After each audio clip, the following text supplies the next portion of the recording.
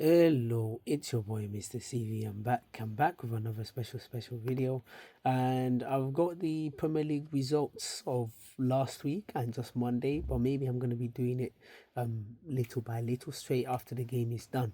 Um, Liverpool was postponed. Crystal Palace versus Man City 2-2. I always knew Crystal Palace would give Man City a hard game, a tough game, which they did. And Man City as well got red carded from one of their young players as well. Kyle Walker was awful in that game.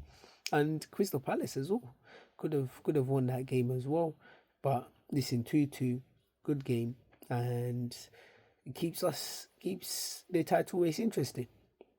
Second one, Aston Villa versus Southampton. Aston Villa won 1-0, which I was even thinking Aston Villa will beat them quite with a big scoreline, but they only won 1-0, and they only won 1-0. So as a result of that, obviously Aston Villa is all back to winning ways. John Duran as well, brilliant goal from him, and it was a good game. Brentford versus Newcastle. Honestly, with Brentford versus Newcastle, I was thinking probably Newcastle will beat them because Brentford has been a bit of up and down lately. But even Newcastle has been up and down as well. Good game from them as well. But Newcastle, man, I don't know what's going on with them. Isak as well continued his goal scoring form. But Brentford won 4-2, and another good game for Brentford. And hopefully they keep their run going. Surprising score line. Actually, it's not surprising, depending with the way Man United is being at this moment. Man United versus Nottingham Forest. Man United lost 3-2 to Nottingham Forest. The second goal that was conceded by the second goal that was conceded by Onana should have saved it.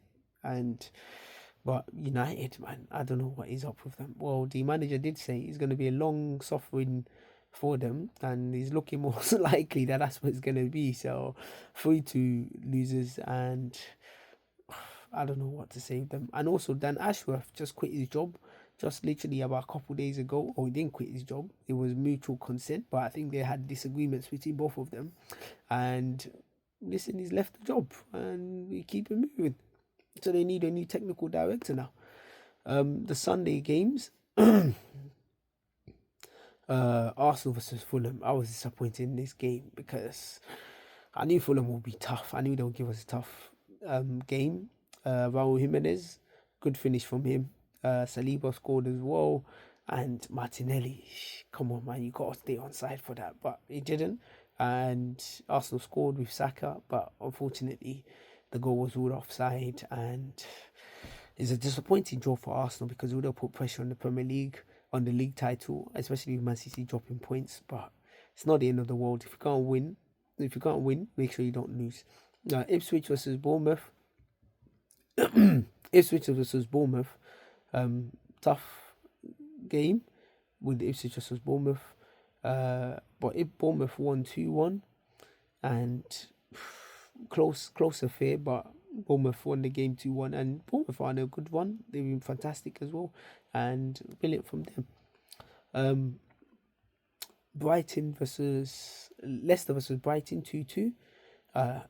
Great finish by Tariq Lamptey. Good finish from him. Brilliant finish. Brighton were winning the game comfortably 2-0. The last 10 minutes or so, Vardy, I told you, Vardy's having a party. Vardy came back. Brilliant game from him, and brilliant goal from him. And from there as well, good assist as well for the last goal for the Rio Deco Reed. I think I said his name properly. And I don't know what Ruud van Nistelrooy said to these boys at halftime, and they came back firing. Brilliant game from them, and brilliant win. Brilliant draw, actually. Great point from them, and hopefully they stay up. Next one, the biggest game of the weekend, Tottenham versus Chelsea. Tottenham were winning 2-0, comfortable.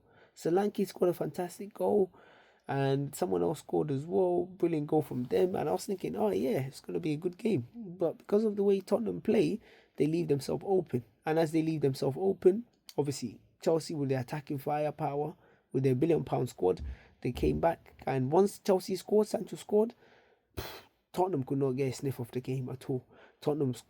Sancho scored. The two penalties, honestly, I don't know what Bissouma is doing and what the other player was doing that caused the penalty. But the second penalty from Cole Palmer, what a second penalty, that chip. when they needed him that chip. And Enzo Fernandez, I have to say, Enzo Fernandez, he's been playing brilliant this season.